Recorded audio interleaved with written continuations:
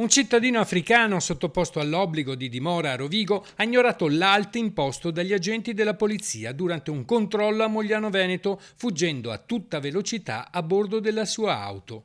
La fuga ha scatenato un inseguimento immediato ad alta tensione. L'uomo, che voleva incontrare la sua compagna nel Trevigiano, ha cercato in tutti i modi di seminare la volante della polizia.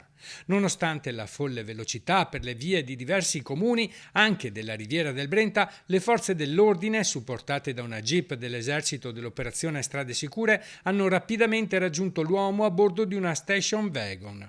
Dopo diversi speronamenti, l'inseguimento si è concluso con uno schianto violento in carbonifera a Mestre, un impatto che ha segnato la fine della fuga. A seguito dell'incidente, 5 operatori delle forze dell'ordine, 2 agenti della polizia e 3 militari sono stati trasportati al pronto soccorso per accertamenti. Le prognosi sono risultate relativamente brevi per la maggior parte dei feriti, ad eccezione di un poliziotto che ha riportato una contusione significativa alla mano con una prognosi di 15 giorni e la necessità di ulteriori cure. Una volta preso in custodia, l'uomo è stato condotto nel carcere di Santa Maria Maggiore a Venezia. Nel veicolo sono stati rinvenuti alcuni grammi di cocaina.